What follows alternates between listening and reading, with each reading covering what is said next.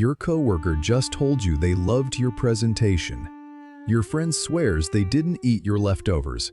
Your partner promises they weren't checking their ex's Instagram. At least one of those is a lie. Studies show the average person gets lied to anywhere from 10 to 200 times per day. And most of us? We're walking around believing every single one. But what if I told you that trained investigators use 5 simple tricks to catch liars in seconds, and you can learn all of them in the next 4 minutes? Here's why most people are terrible at catching liars. We're looking for the wrong things. Everyone thinks liars avoid eye contact. Wrong. Practiced liars actually make more eye contact to seem trustworthy. Everyone thinks liars fidget.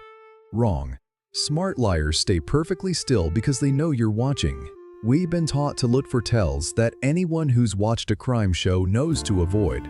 But real deception detection isn't about watching hands or counting blinks. It's about understanding how the human brain reacts under pressure.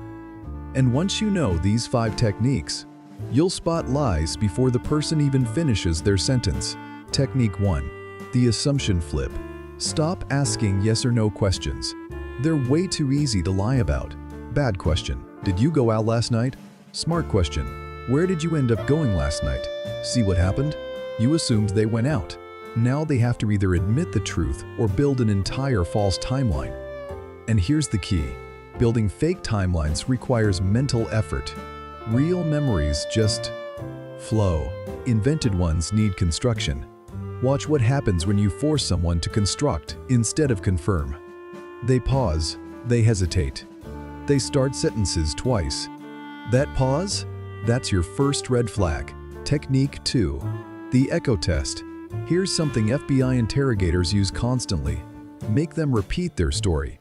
But don't just say, "Tell me again." That's too obvious. Instead, wait 10 minutes.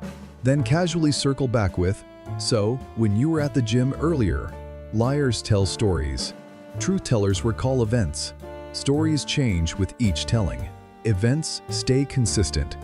If someone says they worked late on Tuesday, then later mentions grabbing dinner with a client Tuesday night, then later says they were in back-to-back Zoom calls, those details don't align. Truth has internal consistency. Lies have plot holes. Technique 3. The overload interrupt. This one's sneaky. Let them get halfway through their explanation, then interrupt with a completely different question about an earlier detail. They say, "I was stuck in traffic on the highway, so You interrupt, "Wait, which highway? And what time did you leave?"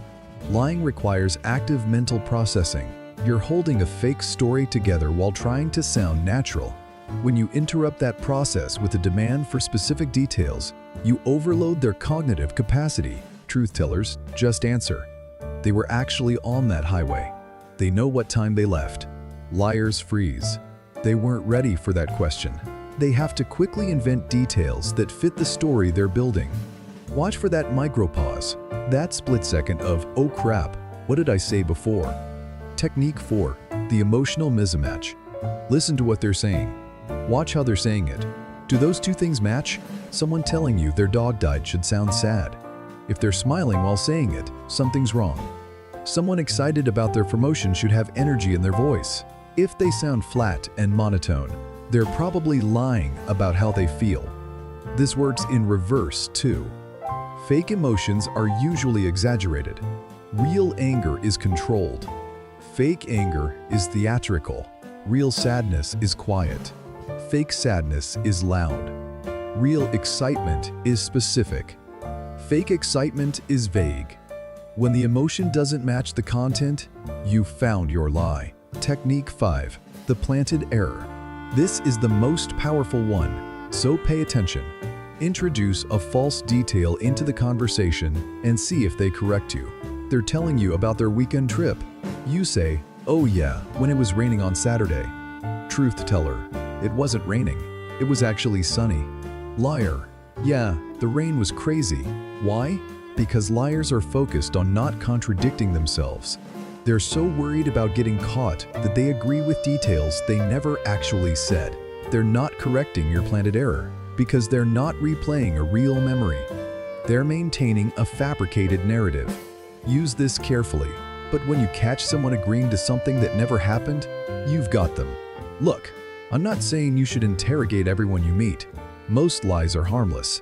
I loved your casserole when they actually hated it isn't worth a CIA-level investigation. But when it matters, when you need to know if someone's being real with you, these 5 techniques will tell you everything. The assumption flip, the echo test, the overload interrupt, the emotional mismatch, the planted error. Try one today. I guarantee someone will lie to you before dinner. And for the first time, you'll actually catch it. If this opened your eyes, subscribe for more psychology tricks that actually work in real life. Drop a comment telling me which technique you're going to try first. And remember, the truth doesn't need effort. Lies do. Now go catch someone.